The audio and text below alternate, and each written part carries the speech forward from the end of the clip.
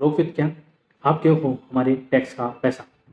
और सरकार के खर्च की निगरानी रखने के लिए जो संसदीय समितियां बनाई जाती हैं, हम उसके बारे में पढ़ने वाले हैं। कौन सी समितियां हैं, ठीक है। तो चलिए शुरू करते हैं। उससे पहले अगर आपको वीडियो पसंद आए तो प्लीज़ वीडियो को लाइक करें, शेयर करें और चैनल को सब्सक्राइब जरूर करें ऐसे ही और वीडियो देखने के लिए। लोक वित्त और सरकार के खर्च पर निगरानी रखने के लिए संसदीय समितियां। सबसे पहले है प्राक्कलन समिति।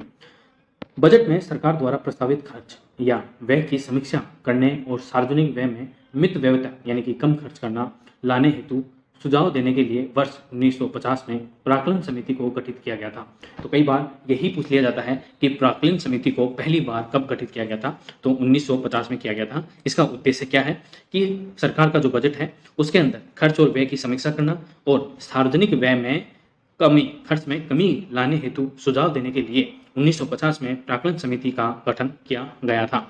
इसके बाद मूल रूप से इसमें 25 सदस्य होते थे। शुरुआत में इसमें कितने सदस्य होते थे, 25 सदस्य होते थे, लेकिन वर्ष 1956 में इसकी सदस्य संख्या बढ़ाकर 30 कर दी गई थी और इसके सभी 30 सदस्य केवल और केवल लोकसभा से ही होते हैं।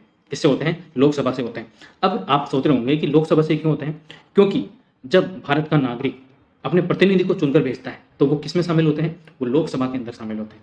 और भारतीय नागरिकों का जो टैक्स का पैसा है उसके ऊपर अपना ही प्रतिनिधि वाद विवाद करे, तो इसके लिए लोकसभा से ही सारे सदस्य प्राक्कलन समिति के होते हैं।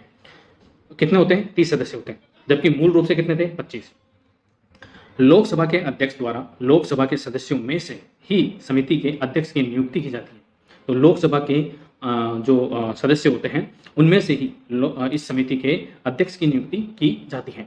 इसका अध्यक्ष हमेशा सत्ताधारी दल से ही चुना जाता है, क्योंकि जिसकी सरकार वही यह तय करेगा कि बजट में क्या होगा, बजट में किसकी कौन से योजनाओं पर कितना खर्च होगा, कितनी सार्वजनिक व्यय किया जाएगा, तो ये सत्ताधारी दल का ही काम होता है। इसलिए जो प्राक्कलन समिति का जो अध्यक्ष होता है वो हमेशा सत्ताधारी दल का ही होता है।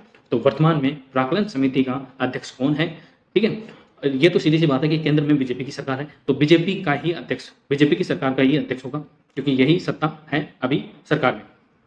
तो सरकार किसकी है, अभी बीजेपी की है। तो अध्यक्ष का नाम आप मुझे कमेंट बॉक्स में जरूर बताएंगे। दूसरी है सरकारी उपक्रमों संबंधी समिति।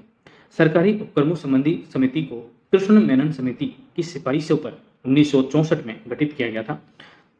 तो आपसे पूछा जाए कि सरकारी उपक्रमों संबंधी जो समिति है, ठीक है, वो निम्न में से किस समिति की सिफारिशों पर गठित की गई थी, तो कृष्ण मेनन समिति की सिफारिशों के ऊपर 1964 में गठित की गई थी।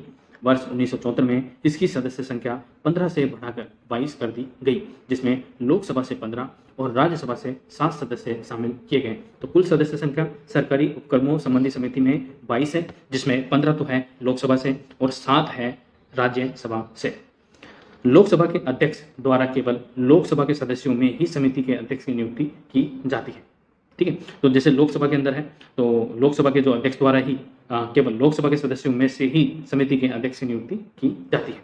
तो ये हो गई हमारी संसदीय समितियां। आई होप आपको ये समझ में भी आई होगी और जो मैंने आपको इन्फॉर्मेशन दी है वो आपके दिमाग तक पहुंच चुकी होगी, तो आप एग्जाम में गलत नहीं करेंगे। तो अगर आपको ये वीडियो पसंद आया तो प्लीज़ वीडियो को लाइक करें, शेयर करें और चैनल को सब्सक्राइब जरूर करें। तब तक के लिए थैंक यू सो मच।